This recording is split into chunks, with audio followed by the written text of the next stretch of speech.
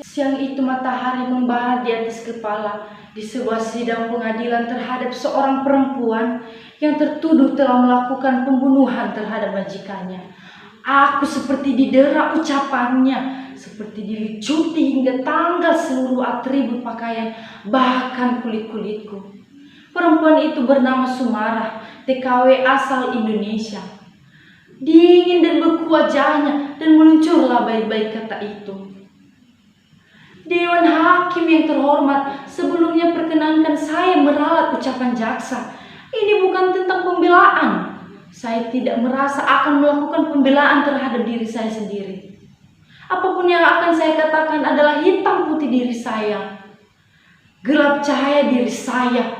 Nama saya Sumarah, seorang perempuan, seorang TKW, seorang pembunuh, dan seorang pesakitan. Benar atau salah yang saya katakan menurut apa dan siapa, saya tidak peduli. Ini kali terakhir saya biarkan mulut saya berbicara untuk itu, Dewan Hakim yang terhormat. Biarkan saya berbicara. Jangan ditanya, jangan dipotong. Kalau waktunya berhenti, saya akan diam selamanya.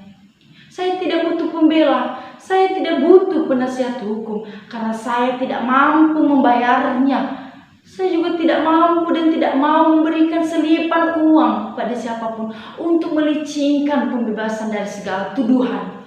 Toh semua sudah jelas. Semua tuduhan terhadap saya benar adanya. Segala ancaman hukum saya terima tanpa pembelaan atau apalah namanya yang lainnya. Kematian adalah kelahiran kedua. Untuk apa saya berkelit kalau memang itu sudah menjadi winarah dalam hidup saya? Bapaknya Sumar itu kan PKI. Apa iya? Lah, sekarang dia ada di mana? Ya sudah diciduk. Lalu saya menoleh ke arah mereka dan terdengar suara, "Shh, itu anak orang cidukannya menoleh ke sini." Plas, seperti terkena siraman air panas, hatiku meradang. Sakit nyeri sekali. Malamnya saya bertanya kepada Simbo, "Bo, apa itu benar orang PKI, Bo?" Simbo yang hendak pergi ke tempat Den Sastro, tetangga saya, untuk mengeri istrinya. Jadi urung memasukkan duit ke benggol stagenya. Masih memegang uang benggol itu, Simbo memandang saya. Mukanya mendadak pucat dan bibirnya bergetar. "Siapa yang mengatakan padamu?" "Tadi di kelas teman-temanku bilang."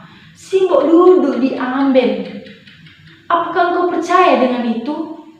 Saya tidak tahu harus mengangguk atau menggeleng. Tiba-tiba pintu rumah diketuk.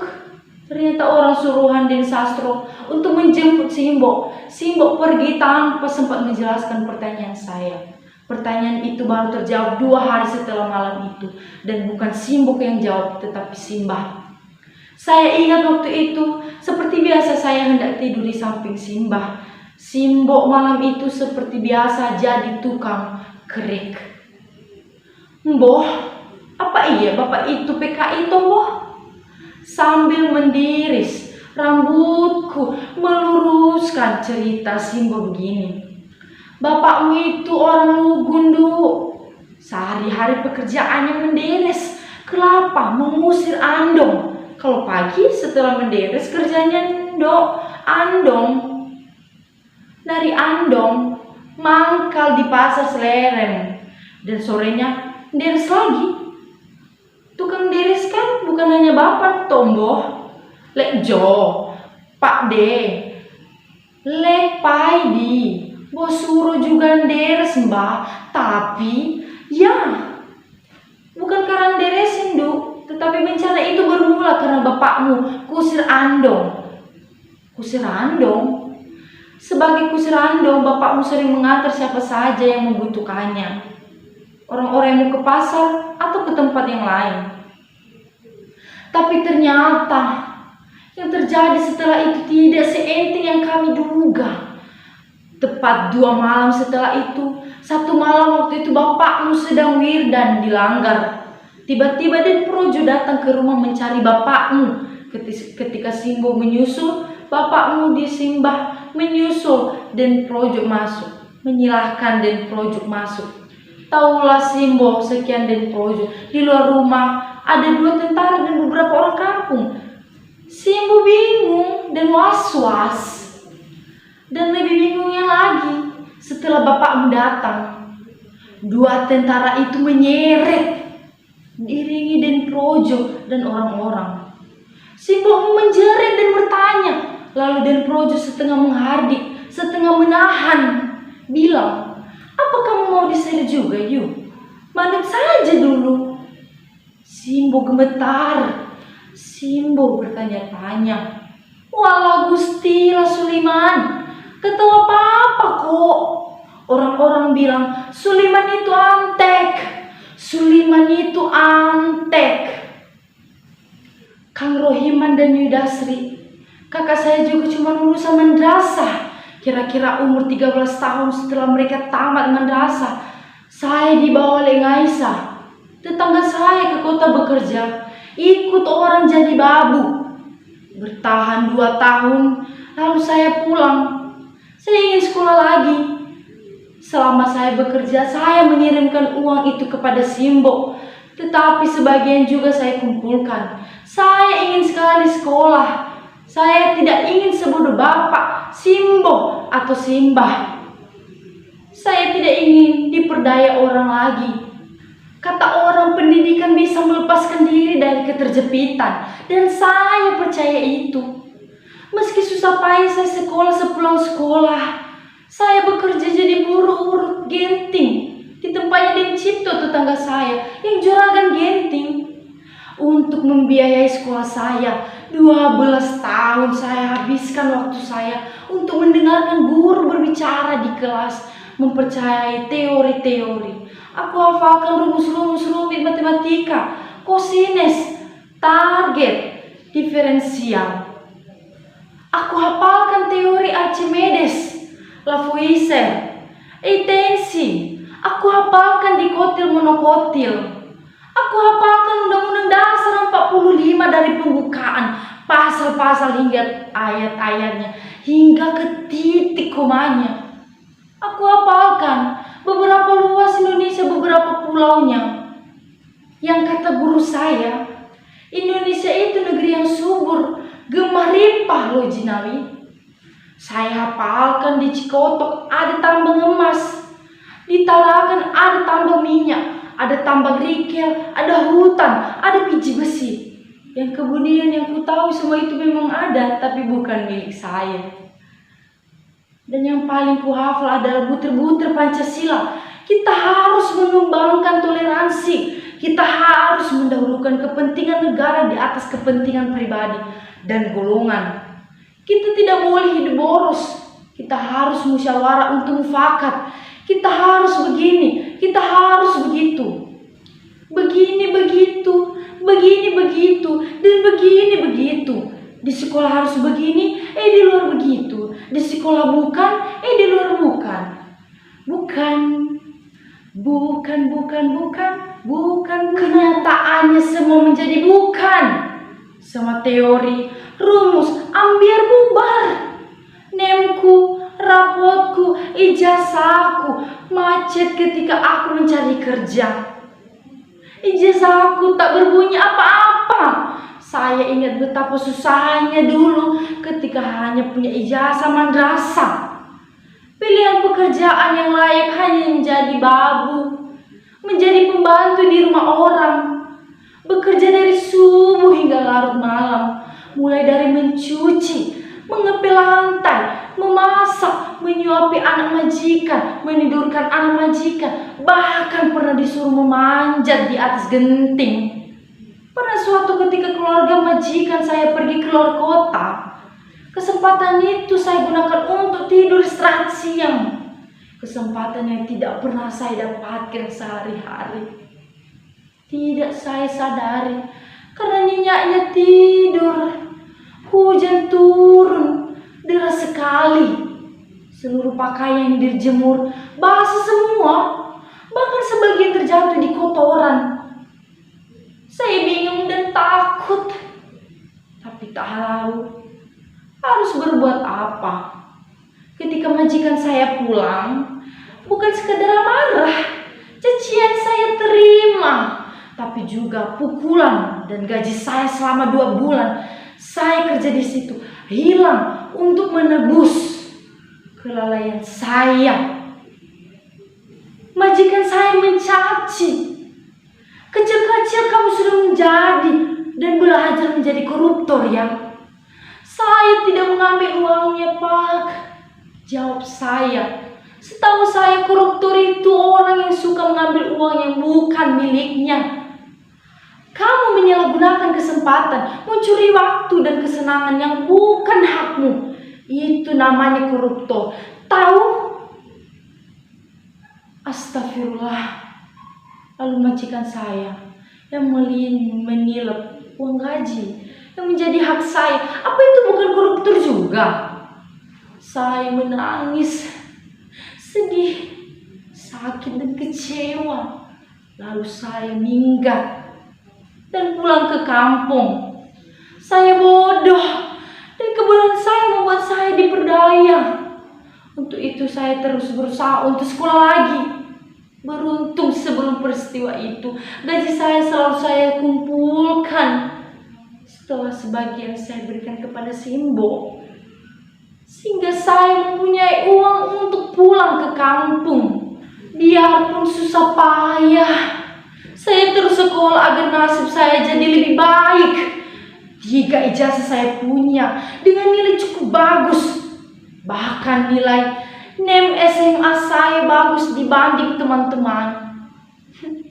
Saya bangga sekali karena pernah mengalahkan monster yang paling ditakuti oleh anak-anak sekolah, guru, dan kepala-kepala sekolah seluruh Indonesia, yaitu Eptanas.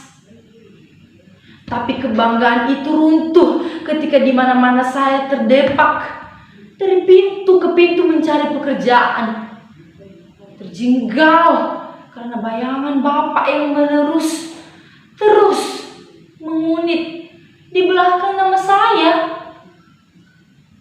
Bayangan bapak saya menggelapkan nama saya ketika saya mencari keterangan surat bersih diri terbebas dari ormas terlarang sebagai salah satu syarat mendaftar PNS. Saya masih ingat kata Pak Lurah waktu itu. Waduh, Nduk, kamu itu memahami betul toh persoalan ini. Siapa bapakmu? Saya betul-betul tidak berani memberi keterangan yang kau butuhkan. Gundul-gundul taruhannya. Saya juga ingat betul kata Mbok di Jumilah, tetangga sebelah rumah, ketika bisik-bisik dengan Leno di Serambi Langgar. Dan meskipun bisik-bisik, saya mendengarnya karena saya di belakang mereka. Yuk, si Sumara itu kok ya ketinggian karep. Ada apa toh? Itu menjadi pegawai kantor, ya jelas kejegal di kelurahan. Lawang keturunannya orang Bekuan. Saya lalu bekerja di sebuah pabrik tekstil yang baru beroperasi di tetangga desa. Saya mendapat pekerjaan di bagian produksi. Tak mungkin bekerja di bagian administrasi. Meski saya punya ijazah SMA dengan nilai bagus pun, surat bersih diri tak mungkin saya dapatkan sebagai syaratnya. Suatu ketika, saya mendapat kecelakaan di tengah bekerja. Tulang tangan saya retak. Saya dibawa ke rumah sakit. Tangan saya digips. Rasanya sakit sekali. Hanya 2 hari saya opname di rumah sakit. Selebihnya disuruh berobat jalan. Tapi uniknya, dari berkas acara pengobatan yang saya tangani, pabrik melaporkan 2 minggu saya dirawat. Dan uniknya lagi, saya lalu diberhentikan dengan alasan setelah sakit nanti kerja saya tak lagi sempurna. Dan uniknya lagi, saya tidak mendapat pesangon. Tapi Kang Rohiman, kakak saya, rajin membawa saya ke tukang pijat sehingga tangan saya sembuh. Setelah itu saya bekerja pada seorang juragan beras di kota kabupaten bernama Bu Jurwati. Semula tugas saya serabutan. Kadang saya ikut menyirit karung-karung beras, kadang mengimbangi beras dan mencatatnya. Lama-lama Bu Jurwati tahu saya dapat menulis pembukuan uang dengan baik. Lalu saya mendapat pekerjaan membukukan seluruh jual beli beras. Tentu saya sangat senang sekali. Pekerjaan itu tidak terlalu melelahkan.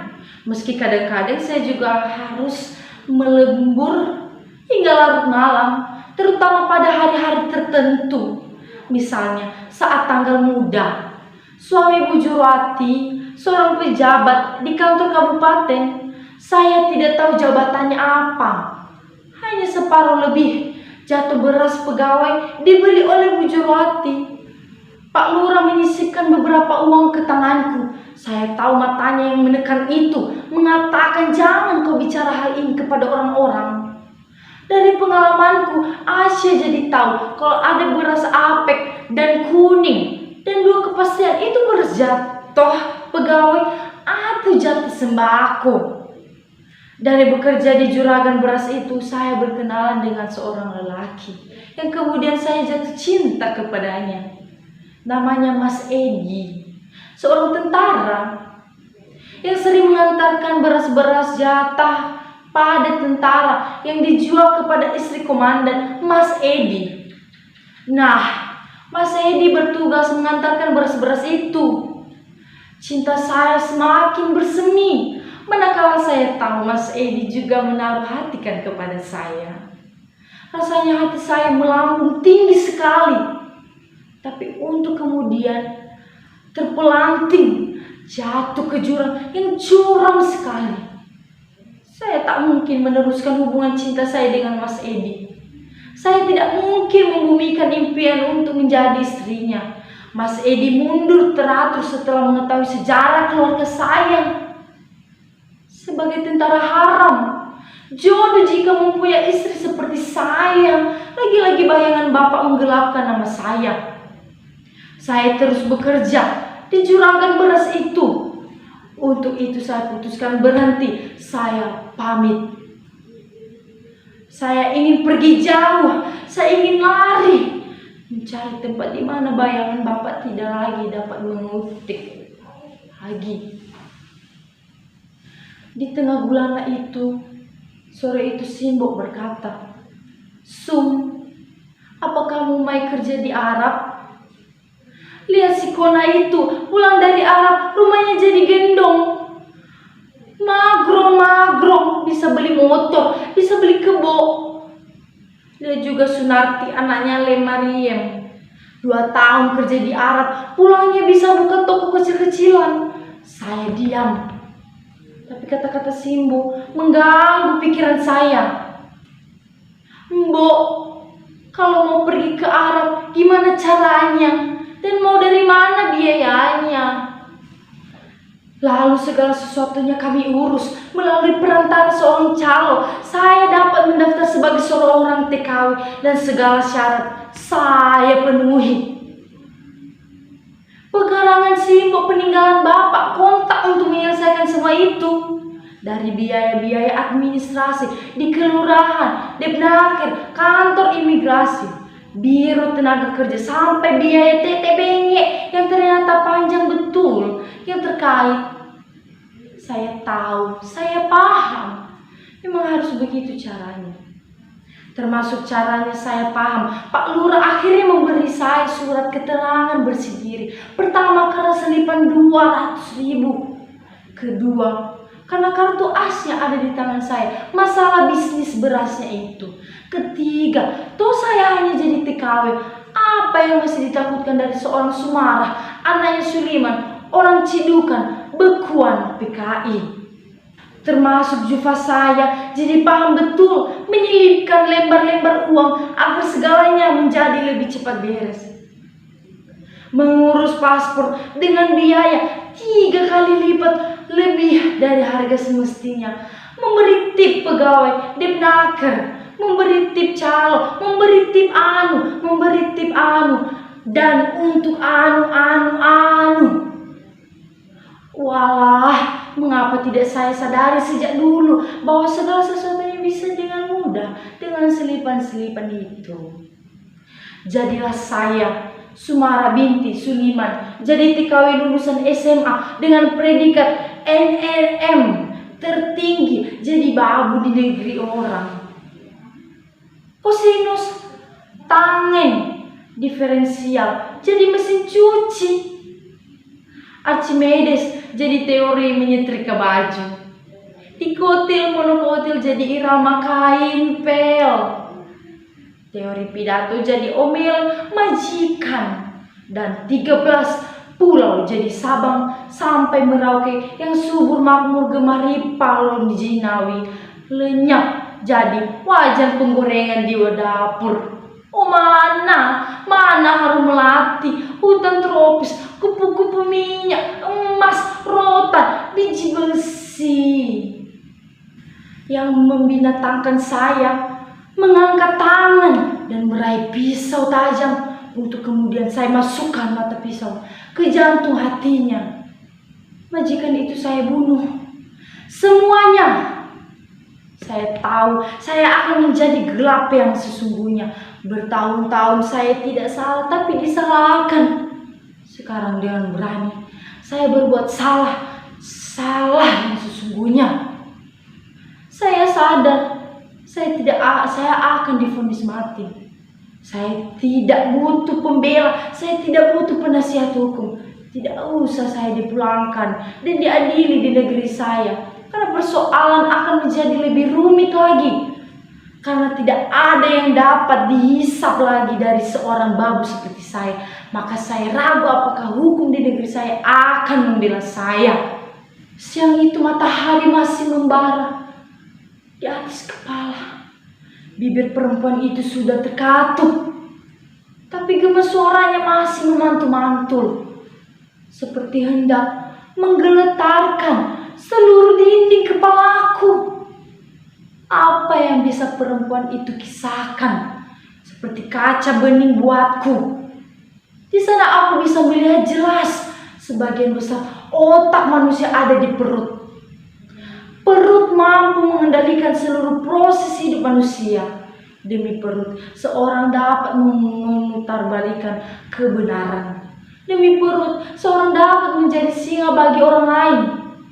Menerkam dan menancapkan kuku-kukunya di jantung nasib orang. Demi perut, segala sesuatu bisa bergeser. Kemanusiaan, moral dan hukum. Demi perut, hukum dapat diputarbalikkan. Dan demi perut yang harus diselamatkan terus menganga, meminta, mencari umpan, mengirim sinyal agar data dimanipulasikan, agar fakta direkayasa, agar dibenam kepada orang, agar mulut katanya meski kebenaran tidak. Seorang Suliman meski tidak logis di PKI-kan, tapi jika membelanya berarti ancaman bagi jabatan, ancaman bagi perutnya, maka tak ada seorang yang menepiskan kekuatan untuk membelanya. Kekuasaan itu begitu indah, sihir mujarab untuk menyumpal perut-perut yang menganga. Aku tahu itu karena aku orang Indonesia. Beras dari gudang Bulog itu bahkan kadang langsung dikirim ke rumah tanpa dibagikan ke pegawai yang menjual beras ke Bu Juwarti. Bu Juwarti juga menampung beras-beras dari proyek sembako. Ceritanya begini, suatu ketika saya kaget sekali karena muncul Pak Lurah Kurangsari yang menjual beras ke Bu Juwarti. Berkarung-karung. Saya tahu Pak Lurah punya sawah bengkok, tapi tak mungkin panen sebanyak ini. Lagi pula mutu berasnya jelek, apek, tidak putih. Lalu saya ingat sewaktu pulang dari Karangsari, saya tahu Simbok mendapat jatah beli beras murah dari kelurahan. Berasnya juga apek dan kekuningan. Tidak salah lagi pasti beras ini dijual Pak Lurah adalah beras pembagian. Pak Lurah kaget saat bertemu saya pertama kali di rumah Bu Juwarti. Tapi selanjutnya matanya menekan dan menarik lengan saya. Dia berbisik, "Sum, ini sekedar uang saku untukmu." Dewan Hakim yang terhormat, inilah saya. Nama saya Sumarah. Bagi saya, perjuangan, harapan, penderitaan, semua butuh keberanian. Tapi harapan menjadikan penjara bagi hidup saya. Tidak, saya sekarang bebas dari harapan.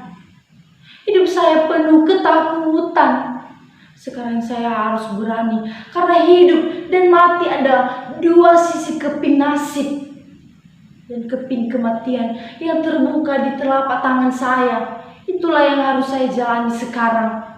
Dengan berani, senang, sakit, dosa, pahala, semua sama. Ada risikonya. Inilah saya, nama Sumarah. Saya siap mati.